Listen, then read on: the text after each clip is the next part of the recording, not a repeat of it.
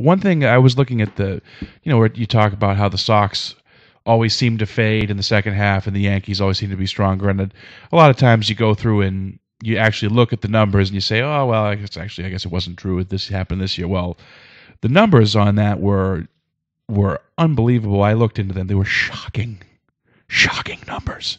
Shocking. I'm going to say them now. Yeah, please do. Okay. The Sox have been better in the second half, significantly improved in terms of record in the second half one time in the last 10 years, and that was 2004. The Yankees have been better in the second half 8 of the last 10 years.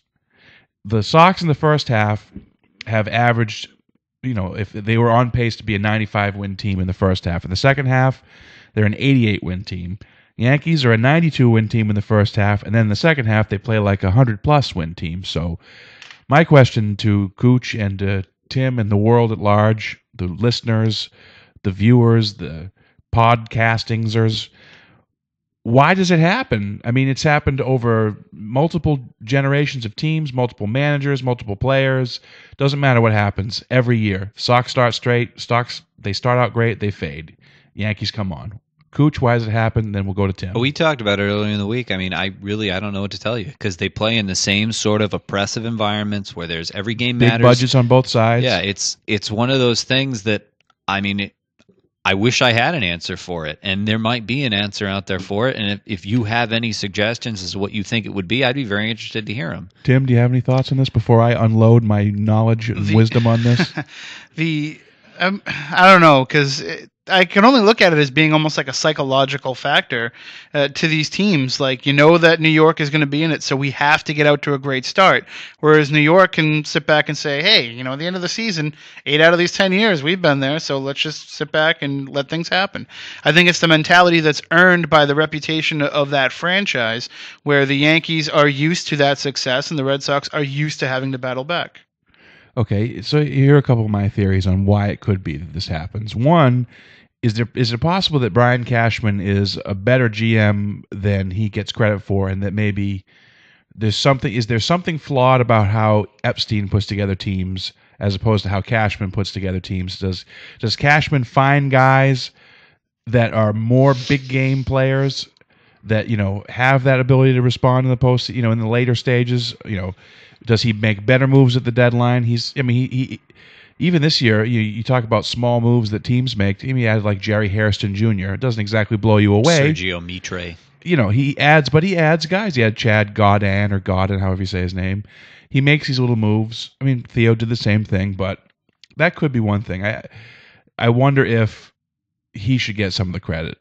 And then the other part of it is they are always more talented than the Red Sox. They always have more talent on their team than the Red Sox. So, is it possible that when things go wrong for them in the early season, their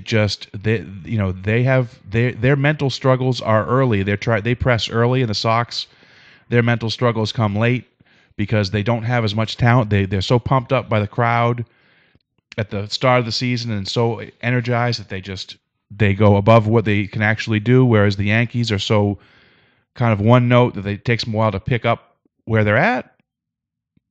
I mean, I think it doesn't really get to the why, but on the Yankee side of it, I think it speaks of the mental toughness of the kind of players that they get. Right. Because they deal with that, we've fallen behind, we're chasing, and you look at what Joe Torre did there, it was keeping that sort of even keel in the clubhouse, just making sure everybody's on the same page, and just knowing that you're a talented group of guys.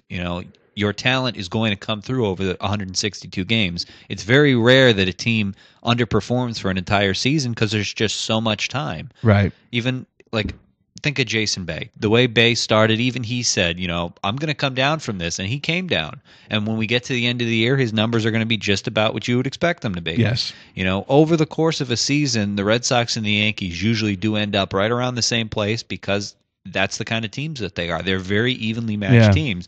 I still don't really know why, it's an early or late thing. I liked Tim's theory, but, I think it is just a theory. I've already forgotten Tim's theory because it wasn't mine. Well, one thing that I have heard too is I've heard a caller on the talk radio WEIE or I think whatever that's it is. we should start really sucking up to the news station too. But